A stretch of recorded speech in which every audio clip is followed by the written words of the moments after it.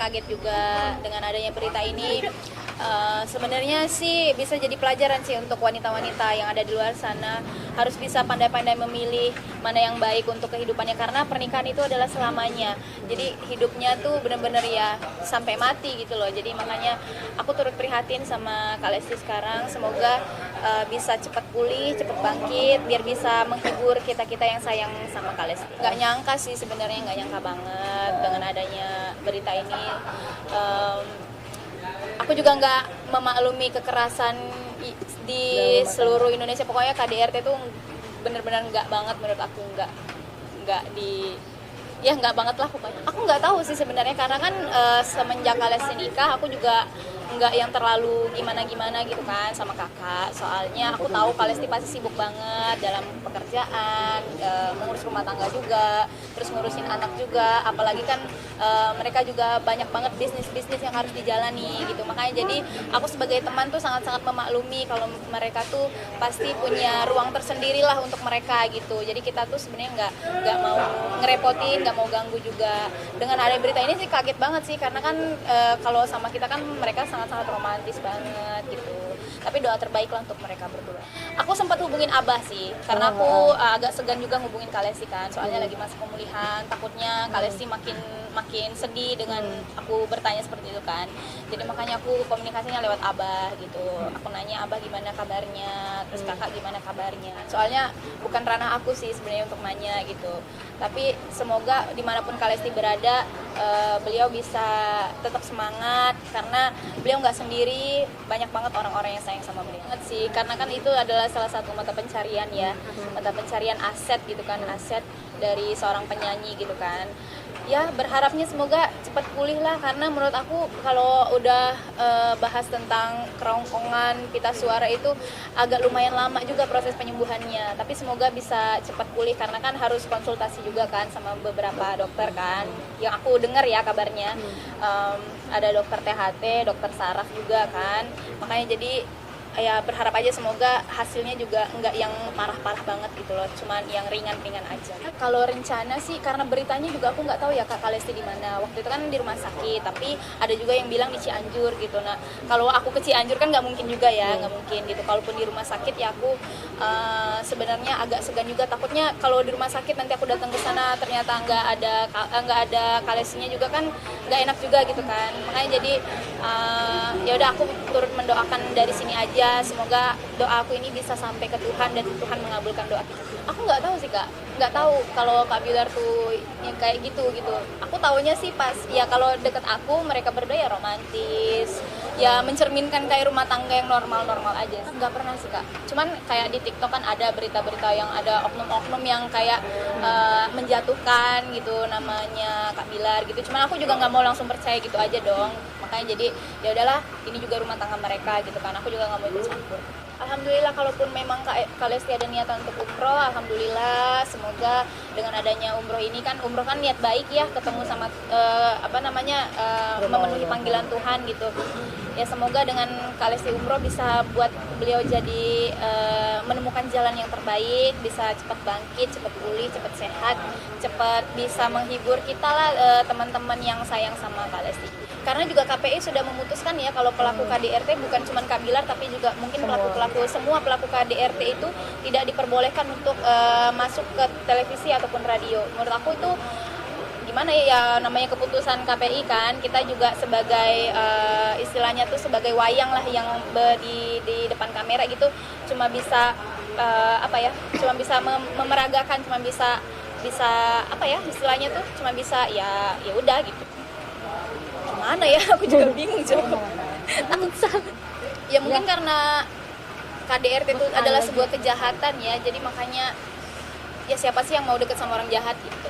Itu aja sih intinya. Maksudnya bukan cuma KDRT, tapi orang-orang jahat di sekitar pun kalau misalnya kita dekat gitu atau berhubungan gitu atau gimana gitu ya pasti nggak mau. Tapi ada hari Kamis beliau dipanggil gitu kan. Tapi kalau nggak datang ya nggak tahu, mungkin ada alasan lain.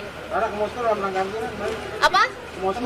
Ya ampun, tuh berita udah lama Bunda. Ke Moskow acara KBRI Moskow diundang ke sana untuk memeriahkan acara HUT ulang tahun Indonesia yang ke-18 ya di tanggal 17 Agustus. Pengalaman seperti apa di sana kemarin? Seru banget di sana.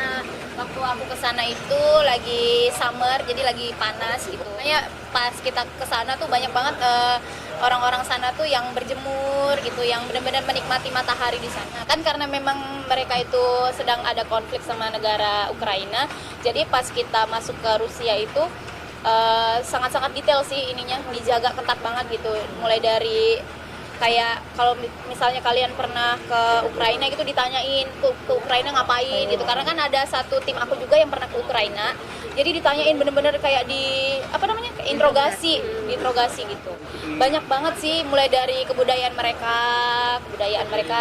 bener-bener beda banget ya sama kita. Terus juga banyak banget yang bilang kalau di Rusia itu lagi konflik terus lagi perang gitu kan, negaranya nggak aman. Itu salah besar sih, karena di sana bener-bener aman banget, kayak ya udah kayak cuma negara yang nggak ada masalah sama sekali gitu. Bisa cari makannya atau gimana? Kalau cari makan, alhamdulillah kita tuh punya chef Indonesia yang ada di sana, jadi pas kita ke sana banyak disuguhin makanan-makanan Indonesia. Tapi coba makanan di sana apa gitu? Makanan di sana sih ada kayak bubur, tapi buburnya pakai lobak merah gitu. Tapi emang rasanya sih gimana ya?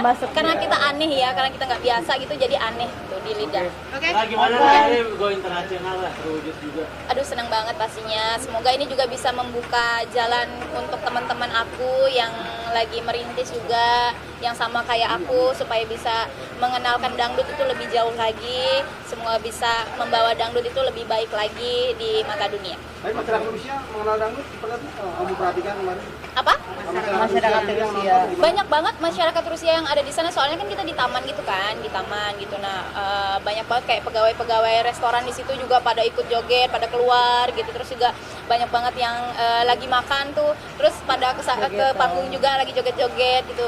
Senang banget sih, ternyata dangdut itu bisa sangat-sangat diterima di masyarakat luar. Jadi pesan aku buat teman-teman yang ada di Indonesia, apalagi generasi milenial, harus suka dan harus cinta sama dangdut, karena ini adalah aset kita, aset perkenalan kita, aset seni kita yang bisa dikenalkan kepada seluruh dunia. Ya wajar, dan menurut aku sangat-sangat pantas sih Kak Lesti untuk bisa jadi panutan untuk kita semua gitu, karena dari kualitas suara, dari sikapnya, terus juga dari kepopulerannya, terus juga banyak banget yang sayang sama dia gitu. Menurut aku sangat-sangat wajar dan sangat-sansangat pantas Kak Lesti kalau untuk dijadikan panutan bagi kami-kami yang notabene-nya penyanyi dangdut gitu. Aduh. Aduh bahaya. Sebenarnya karena rezeki kan dari Tuhan, segala sesuatu yang berjalan juga prosesnya juga dari Tuhan gitu. Kita juga nggak bisa bilang kayak gitu, soalnya kan ya semuanya tuh ada rezekinya masing-masing gitu. Dan ini adalah sebuah kesalahan yang memang harus benar-benar jadi pelajaran sih, bukan cuma untuk laki-laki tapi juga untuk perempuan. Nggak tahu sih, no comment aku. Oke, kemarin kan Lesti beberapa waktu lalu di panggung sempat nangis-nangis. Kalau nyanyi, kamu sempat curiga nggak sih atau bertanya-tanya kenapa dia nangis seperti itu? Karena memang Kak Lesti itu ratu penghayatan ya Kak. Pasti dia kalau misalnya membawain sesuatu kayak lagu yang memang kisahnya sedih gitu, pasti dia akan menangis, dan kita juga semua pasti terbawa gitu. Nah pas akhir-akhir ini, pas waktu dia launching single terbarunya itu kan dia nangis terseduh-seduh banget, nangis kejer banget kan. Ya kita bilangnya mungkin itu tangis bahagia gitu, karena udah menemukan sosok yang tepat gitu. Aku mikirnya gitu ya, karena sudah menemukan sosok yang tepat, terus juga sudah bahagia lah dengan keluarga, dengan kerjaan, dan juga dengan rumah tangganya yang begitu sempurna lah di mata kita gitu.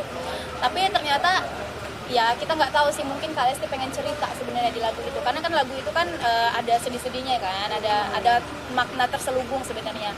Mungkin Kak Lesti pengen cerita tapi kita tuh nggak nangkep hal itu gitu loh. Makanya pas Kak Lesti nangis kejer waktu itu, ya kita anggapnya kayak oh ya udah, mungkin Kak Lesti lagi bahagia menghayati lagunya. Semua itu pasti ada cobaan. Kita juga yang punya pekerjaan bagus, resikonya juga pasti bakal lebih besar. Enggak setiap pekerjaan, enggak setiap jalan itu kita mulus-mulus aja, pasti juga ada halangan, pasti juga ada rintangan, ada cobaan. Tapi aku yakin dengan cobaan ini Kalesti juga bisa lebih kuat, lebih maju lagi, dan juga karirnya lebih meningkat lagi. Dan di sini juga kita tahu bahwa sesabar itu ternyata Kalesti menghadapi semua ini gitu. Makanya jadi bisa jadi contoh juga untuk kita yang dekat sama Kalesti juga, yang sayang sama Kalesti juga, biar bisa jadi contoh bahwa orang sabar itu pasti bakal ada hal terbaik yang akan datang ke dia.